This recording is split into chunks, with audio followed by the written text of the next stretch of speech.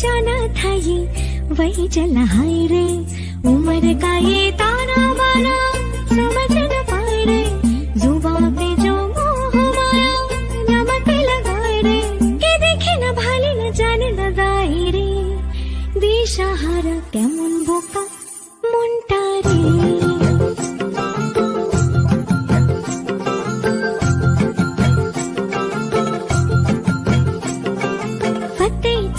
किले सारे भेद जाए दीवारे, प्रेम कोई सीधे लागे, अगर मगर बारी बारी जिया कोई ऊंचा। গেছিলাম স্কুলে, রান্না হয়নি আজকে, বৃষ্টি পড়ছে বা বাচ্চাও কম আছে, সেই কারণে তো ছেলের শরীরটা খারাপ আছে, তো ভাবলাম যে ছেলেকে বললাম একটু মাংস নিয়ে যাচ্ছি, তাহলে মাংস রান্না করবো। তাই আমি আর পূর্ণিমাদি চলে আসলাম দোকানে, তো মাংস নিয়ে নিয়েছি। এবার চলে যাই একটু সবজি বাজার করব, মানে টুকিটাকি নিতে হবে, তো চলে যাচ্ছি এবার সেই দোকানে যে সবজি মানে নেব। তো এই দেখো চলে এসেছি এখানে, তো কী কী নিয়েছি সেটা তোমাদের বাড়ি গিয়ে দেখাচ্ছি আর কি, সেরকম কিছুই নেইনি। তো চলো বাড়ি যাচ্ছি, রাস্তায় আছি, তো বাড়ি গিয়ে দেখাচ্ছি তোমাদেরকে কী কী নিয়েছি। আর বৃষ্টি এখনও হচ্ছে, ভালোই বৃষ্টি হচ্ছে। সবাই কেমন আছো? আশা করি সবাই সুস্থ আছে এবং ভালো আছে। তো আমরা মোটামুটি আছি ভালো। বড় ছেলের শরীরটা খুবই খারাপ আর কি, জ্বর আজ 3 দিন ধরে। দেখলে তো তখন দোকানে গেছিলাম, তো দোকান থেকে দেখো কী কী এনেছি। তো গরম মশলা, আদা এনেছি, আলু এনেছি, কাঁচা লঙ্কা, পেঁয়াজ, রসুন, বুঝলে সব এনেছি। তো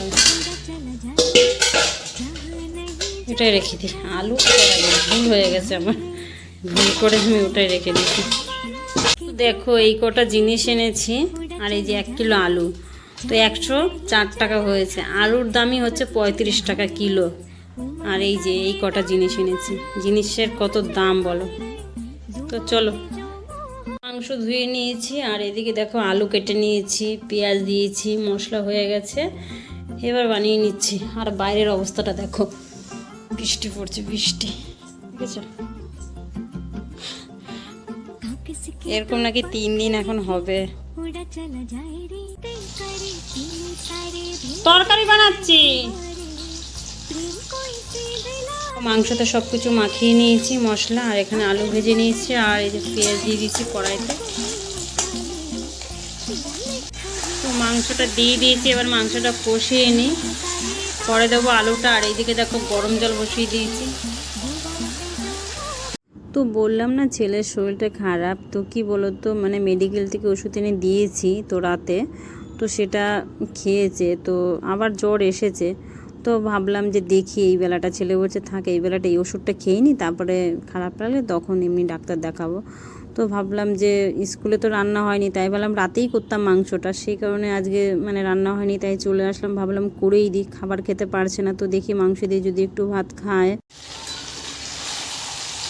তো দেখো মাংস কষাচ্ছি, তো মনে হচ্ছে যে হয়ে গেছে, আমার তো মনে বলছে মাংস আর না কষালেও চলবে। আর আলু আমি দিয়ে দিয়েছিলাম, এই দেখো। তো দেখি এখন গরম জলটা দিয়ে দিই। তো মাংস তো হয়ে গেছে, আর এখন বেজে গেছে তোমার 3টা। তো আমি আর ছেলে খেয়ে নিয়েছি। ছেলে বলছে কি কালারটা বিচ্ছিরি হয়েছে, মানে একটু তেল বেশি হয়েছে, তাই পছন্দ করে না ও, আর ঝালও দিলে পছন্দ করে না। তো আজকে আমি এতটাই ঝাল কম দিয়েছি, তো আজকে আবার বলছে আরেকটু ঝাল দিতে পারতে। বন্ধুরা এখন যে ভিডিওটা দেখছো না, এটা হচ্ছে কিছুদিনের আগের ভিডিও। তো আমি ভিডিওটা যাই হোক কিছু কারণে ভয়েস দিতে পারিনি বা এডিট করতে পারিনি, তাই ভাবলাম যে ওই ভিডিওর সাথে অ্যাড করে দিই। ওই ভিডিওটাও সেরকম বড় হয়নি, আর আজকেরটাও সেরকম বড় হয়নি। তো যাই হোক আমরা রেডি হয়ে গেছি, যাব কোথায়, অবশ্যই আমার সঙ্গে থাকো, তোমরা দেখতে পাবে। তো চলো, আমি রেডি হয়ে গেছি, আর কমেন্ট করতে ভুলো না আমাকে কেমন লাগছে। আর এই হচ্ছে আমার জায়ের মেয়ে, আর এই যে পূর্ণিমাদি আমার বান্ধবী। তো যাই হোক আমরা চলে এসেছি বিয়ে বাড়িতে, এই দেখো, দেখেছো তো এদের দুজনেরই আজকে বউ ভাত। যাদের এই যে দুজনকে দেখছো না, দেখো ওদেরকে কত সুন্দর লাগছে, তাই না? আর জানো আমি একটা মিস্টেক করেছি কি, এখানে এসে অন্য কাউকে গিফটটা দিচ্ছিলাম। সত্যি আমার এত লজ্জা লাগছিল না আজকে, কি আর বলবো, কি জানি আমার ধ্যানটা কোথায় ছিল, মানে বুঝতে পারছি না কিছু। এ দেখো শ্রুতিকে কত কিউট লাগছে, তাই না? তো তো চলো এখানে তো অনেকক্ষণ কাটালাম। তো তারপরে ভাবলাম যে এদের সাথে কটা ফটো করেছি। তো এরা এখন বসে আছে আর আমরা চলে আসলাম বাইরে। তো বাইরে ডিজে লাগিয়েছে। তো ভাবলাম যে খাবারের ওখানে গেছিলাম তো প্রচুর ভিড়, আর আমরা এমনিতেও দেরি করে এসেছি।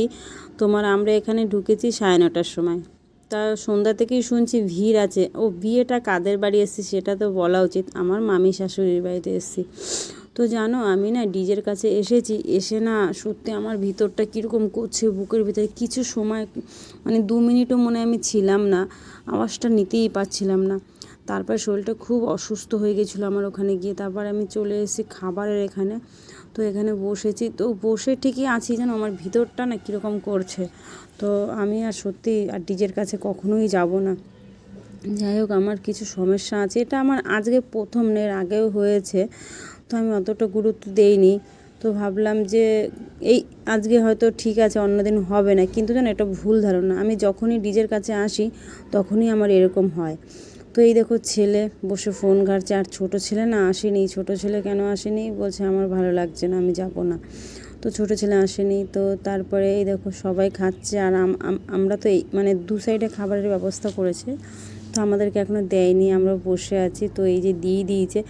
আর সত্যি কথা বলতে কি খাবারটা না খুবই সুন্দর হয়েছিল, খুবই সুন্দর হয়েছে, মানে এত সুন্দর হয়েছে না, তো মানে কি বলবো, আমি কোথাও গেলে না মাংসটা খেতে পাই না অনুষ্ঠানের বাড়ির। তো এখানকার যে মামির বাড়ির যে সবজিটা করেছে, মাংস করেছে, তারপরে যে ডাল রুটি করেছে, সবই সুন্দর হয়েছে।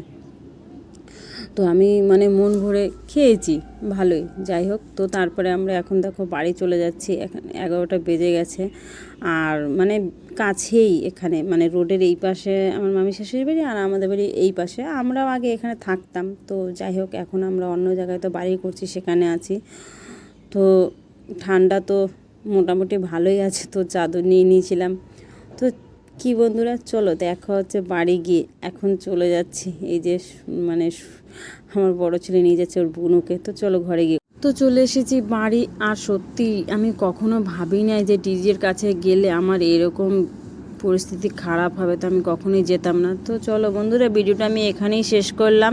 সবাই সুস্থ থেকো, ভালো থেকো, আর আমার ভিডিও যদি ভালো লাগে তো একটা লাইক করে দিও। চলো, রাধে রাধে, সবাই সুস্থ থেকো।